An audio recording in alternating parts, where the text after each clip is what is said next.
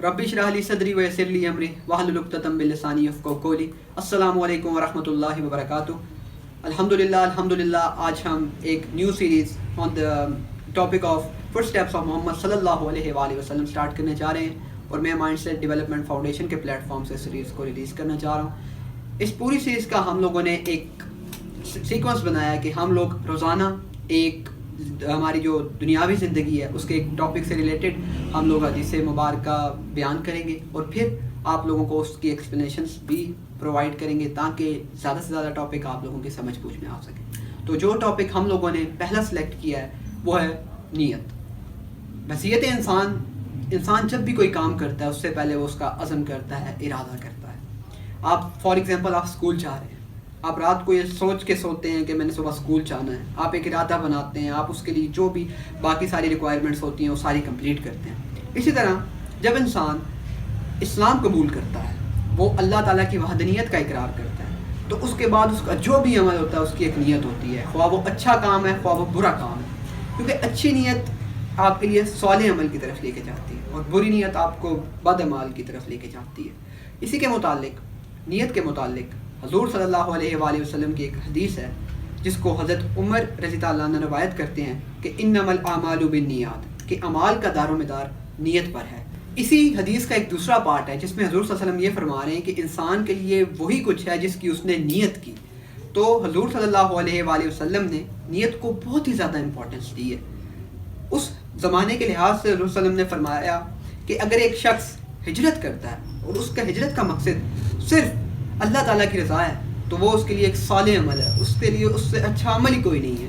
اور ایک شخص صرف اس لیے ہجرت کرتا ہے کہ میں نے صرف شادی کرنی ہے یا صرف میں نے کسی عورت کے لیے ہجرت کرنی ہے، تو وہ عمل اس کے لیے ایک کھوٹا سکہ ثابت ہو۔ تو دیکھ لیجئے ایک نیت انسان کے عمل کو کہاں سے کہاں لے جاتی ہے۔ اسی سے متعلق حضور صلی اللہ علیہ وسلم کی ایک اور حدیث ہے جس میں حضرت ابو ہریرہ رضی اللہ عنہ روایت کرتے ہیں کہ حضور صلی اللہ علیہ وآلہ وسلم نے فرمایا کہ اللہ پاک نہ تو تمہارے مال اور نہ تمہاری شکل کو دیکھتا ہے، وہ تو صرف تمہارے دل اور تمہارے عمل اور تمہارے نیت کو دیکھتا ہے۔ تو حضور صلی اللہ علیہ وآلہ وسلم کی حدیثیں ہمیں منہ کھول کھول کر بتا رہی ہیں کہ اسلام ایک ایسا ضابطہ حیات ہے جس میں انسان کو بہت زیادہ سربلندی دی گئی ہے کہ نہ آپ کی شکلیں میٹر کر رہی ہیں، نہ آپ کا مال میٹر کر رہا ہے، آپ جتنے مرضی امیر ہیں، آپ جتنے مرضی غریب ہیں، اللہ پاک کے ہاں جو آپ کے خلوص نیت سے جو اعمال ہیں صرف وہی میٹر کریں گے، اور وہی انشاءاللہ آپ کے لیے آپ کا جو قیامت کا والے دن آپ کا بیلنس ہے اس کو برقرار رکھنے میں مدد کریں گے۔ کیونکہ اللہ پاک نے قرآن مجید میں یہ فرمایا ہے انہ علیم بذات الصدور، کہ میں تو تمہارے دل سے بھی زیادہ قریب ہوں، میں تمہارے دل میں جو کچھ چھپا ہوا ہے اس کو جانتا ہوں۔ ایک کریٹر ہے، وہ آپ اس کا بنایا ہوا ایک سسٹم ہو، وہ اگر آپ کو نہیں جانتا تو وہ پھر کس کو جانے گا۔ اسی سے متعلق حضور صلی اللہ علیہ وآلہ وسلم کی ایک اور حدیث ہے جس میں حضرت ابو ہریرہ رضی اللہ عنہ روایت کرتے ہیں کہ حضور صلی اللہ علیہ وآلہ وسلم نے فرمایا کہ قیامت کے دن 3 انسانوں کا حساب سب سے پہلے کیا جائے گا۔ ان میں سے سب سے پہلا انسان وہ ہے جس نے اس دنیا میں شہادت پائی، اور اللہ پاک حکم دیں گے فرشتوں کو کہ ایسے انسان کو میرے سامنے لے آؤ، اور جب وہ اللہ تعالیٰ کی بارگاہ میں پیش کیا جائے گا تو سب سے پہلے اللہ تعالیٰ اس سے اپنی نعمتوں کا اقرار کروائیں گے۔ اقرار کروانے کے بعد اللہ پاک اسے کہیں گے کہ تو نے کیا کیا، تو نے یہ نعمتیں پائیں تو ان کا کیا حاصل ہوا؟ تو وہ کہے گا کہ اللہ پاک میں نے تیری خاطر جنگ لڑی، تیری خاطر میں نے اپنے بچوں کو بیوی کو چھوڑ کر تیری خاطر جنگ کے لیے گیا اور پھر میں نے شہادت پائی۔ تو اللہ پاک کہیں گے ہرگز نہیں، کیونکہ تو نے یہ شہادت صرف دنیاوی مرتبہ حاصل کرنے کے لیے، تاکہ لوگ تجھے کہیں کہ تو شہید ہوا ہے، تو اس لیے گیا کہ تو اللہ تعالیٰ سے محبت کرتا ہے، تو یہ عمل تیرا صرف دکھاوا ہے، اس کے علاوہ کچھ نہیں ہے، تو اس کا عمل ضائع ہو جائے گا۔ اور اللہ پاک فرشتوں کو کہیں گے جاؤ اور اسے جہنم میں داخل کر دو۔ استغفر اللہ۔ ایک نیت انسان کو کہاں سے کہاں پہنچا رہی ہے میرے بھائیوں اور بہنوں، اس چیز کو صرف آپ پہچانیے۔ اس کے بعد ایک ایسا شخص اللہ تعالیٰ کی بارگاہ میں لایا جائے گا جو کہ عالم دین ہوگا اور دنیا میں اس کا بڑا چرچا ہوگا۔ اللہ پاک اپنی نعمتوں کا اقرار کروانے کے بعد اس سے سوال کریں گے کہ بتا تو نے یہ نعمتیں پائیں تو نے کیا کیا؟ وہ یہ کہے گا اللہ پاک میں نے تیرا نام لوگوں تک پہنچایا، میں نے تیرا کلام لوگوں تک پہنچایا۔ تو اللہ پاک کہیں گے بالکل ایسا نہیں ہے، بے شک تو نے میرا کلام لوگوں تک پہنچایا ہوگا، مگر تیرا نیت، اس کے پیچھے تیری نیت کیا تھی کہ تیرا نام بن جائے، لوگ تجھے عالم کہیں، لوگ تجھے فاضل کہیں، تیری ہرگز یہ نیت نہیں تھی کہ اللہ تعالیٰ کی راہ پر لوگ آئیں۔ تو اس کے عمل کو بھی ضائع کر دیا جائے گا اور اسے بھی جہنم میں داخل کر دیا جائے گا.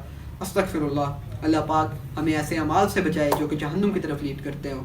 اس کے بعد تیسرا شخص جس کو اللہ تعالیٰ نے دنیا میں بہت زیادہ مال و دولت سے نوازا ہوگا, اس کو بھی اللہ پاک اپنی بارگاہ میں بلا کر جب نعمتوں کا اقرار کروائیں گے اور اس کے بعد جب اللہ پاک کہیں گے کہ تو نے اتنی نعمتیں میں نے تجھے دی, اس کے بعد تو نے کیا کیا, تو وہ کہے گا اللہ پاک میں نے یہ جو مال آپ نے مجھے دیا تھا میں وہ غریبوں کی راہ میں خرچ کرتا تھا. تو اللہ پاک کہیں گے کہ بے شک تو نے غریبوں کی راہ میں خرچ کیا, مگر تیری نیت کیا تھی کہ لوگ تجھے کہیں گے یہ بہت سخی ہے, لوگ تجھے کہیں کہ یار یہ تو اللہ پاک کی راہ میں بہت زیادہ دینے والا ہے, تو اس کے عمل کو بھی زیرو کر دیا جائے گا اور پھر اللہ پاک اسے جہنم کی طرف رسید کروا دیں گے. تو میرے بہنوں اور بھائیوں, یہاں پہ فوکس کی بات صرف ایک ہے کہ اللہ پاک کی راہ میں صرف وہی عمل قابل قبول ہے جو کہ صرف اللہ تعالیٰ کے لیے کیا گیا ہو. خلوص نیت نہایت امپورٹنٹ ہے. اللہ پاک سے حضرت نوح علیہ السلام نے حضرت نوح علیہ السلام نے جب تبلیغ کی تو لوگ ان کے پاس بہت کم آئے, بہت کم لوگ ایمان لائے ان کے پاس. تو وہ اللہ تعالیٰ سے مخاطب ہوئے اور وہ پریشان تھے کہ اللہ پاک میں لوگوں کو حق کی طرف بلا رہا ہوں مگر یہ لوگ میری طرف کھنچ نہیں رہے, میرے پر ایمان نہیں لا رہے. تو اللہ پاک نے یہ کہا کہ نوح آپ پریشان نہ ہوں, میں جس کو ہدایت دینا چاہتا ہوں اس کو میں ہدایت دیتا ہوں, اور جس کو ہدایت نہیں دینا چاہتا اس کو ہدایت کبھی نہیں مل سکتی. تو میرے بہنوں اور بھائیوں, یہاں پہ بات یہ ہے کہ اگر ایک انسان اپنی نیت اچھی رکھے گا, اپنی نیت خلوص کے ساتھ کوئی بھی کام کرے گا, تو اللہ پاک اس کے عمل میں ضرور برکت ڈالیں گے اور اس کا عمل ہمیشہ اللہ تعالیٰ کی رضا کے لیے ہی لیڈ کرے گا. یہاں پہ بات یہ ہے کہ اللہ تعالیٰ نے یہ فرمایا قرآن مجید میں کہ میں تمہارے ہر عمل کا میرے پاس ایک ریکارڈ موجود ہے, میں نے اس کو لکھ چھوڑا ہے. حالانکہ انسان اپنا عمل کرنے کے بعد بالکل یاد نہیں رکھتا کہ اس نے کیا کیا. ایک انسان بھول چکا ہے کہ اس نے اچھا عمل کون سا کیا, برا عمل کون سا کیا, مگر وہ سب کچھ اللہ کے پاس موجود ہے. کیونکہ اللہ تعالیٰ نے سورۃ الزلزال میں فرمایا وَمَن يَعْمَلْ مِثْقَالَ ذَرَّةٍ خَيْرٍ يَرَهُ فَمَن يَعْمَلْ مِثْقَالَ ذَرَّةٍ شَرًّا يَرَهُ, کہ قیامت کے دن تو ہمارے اس پلڑے میں اچھے اعمال ہوں گے اور اس پلڑے میں برے اعمال ہوں گے. اور خود سوچئے میرے بہنوں اور بھائیوں, ذرا صرف اس مومنٹ کو امیجن کیجئے کہ ہم اللہ تعالیٰ کی بارگاہ میں موجود ہیں, اللہ تعالیٰ ہمارے سامنے کھڑے ہیں, فرشتے آپ کے اچھے اور برے اعمال کو سیپریٹ کر رہے ہیں, یہ اچھا پلڑا ہے اور یہ برا پلڑا ہے. یہاں پہ آپ کی وہ ساری نیکیاں جو آپ نے اچھی نیت سے کی تھی وہ ہیں, اور یہاں پہ آپ کی وہ بری نیکیاں ہیں جو آپ نے فاسد نیت سے کی تھی. تو یہ پلڑے برابر ہیں. اب سوچئے لاسٹ نیکی رہ گئی ہے, اور وہ ایسی نیکی ہے کہ جس کی آپ کو نیت بھی کنفرم نہیں ہے. تو میرے بہن بھائیوں, کیا عالم ہوگا کہ اگر وہ بری نیت میں چلی گئی اور ہماری پوری زندگی تو نہیں, پوری انفائنائٹ زندگی وہ سب کی سب جہنم کی طرف ہو جائے. تو میرے بہنوں اور بھائیوں, یہاں پہ بات سوچنے کی یہ ہے کہ جو بھی عمل کرنا ہے اس کو صرف اللہ کی رضا کے لیے کرنا ہے. یہ نہیں کہ یار میں آج حج کر رہا ہوں تو مجھے لوگ حاجی کہیں, میں آج لمبی لمبی نمازیں پڑھ رہا ہوں کیونکہ لوگ مجھے دیکھ رہے ہیں, میں اچھی اچھی باتیں کر رہا ہوں کیونکہ لوگ مجھے دیکھ رہے ہیں, میں داڑھی رکھ رہا ہوں کہ یار لوگ مجھے قاری کہیں, لوگ مجھے مولوی کہیں. تو یہ بات نہیں ہے. صرف بات یہ ہے کہ داڑھی کچھ بھی امپورٹنٹ نہیں ہے. ہاں یہ ضروری ہے کہ رسول صلی اللہ علیہ وسلم کی سنت ہے, مگر صرف اس لیے رکھنا کہ لوگ مجھے مولوی یا قاری کہیں, یہ بہت ہی غلط بات ہے. تو اللہ تعالیٰ کے ساتھ کنیکشن کو بہت زیادہ اسٹرانگ کیجیے, کیونکہ اسی کی سب سے زیادہ آج کل ضرورت ہے. تو خلوص نیت سے عمل کرنا ہی انسان کے لیے سب سے اچھا ہے.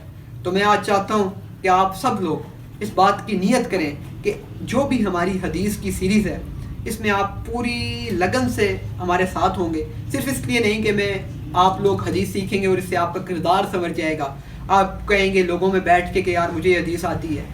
اس لیے نہ کریں کہ آپ بڑے بن جائیں, صرف اس لیے اس عمل کو کریں کہ کل آپ اس حدیث مبارکہ پر چل کر اللہ کی راہ میں اس خلوص نیت کے ساتھ پارٹیسپیٹ کر سکے اور امت محمدیہ کا ایک کردار ادا کر سکے. تو میرے بہنوں اور بھائیوں, آئی ہوپ آپ سب لوگ اس حدیث مبارکہ کی سیریز کو اسی خلوص نیت سے جوائن کریں گے تاکہ اللہ پاک آپ لوگوں کے دلوں میں اور میرے دل میں بھی برکت ڈالے گا. ربنا تقبل منا انک انت السمیع العلیم وتب علینا انک انت التواب الرحیم.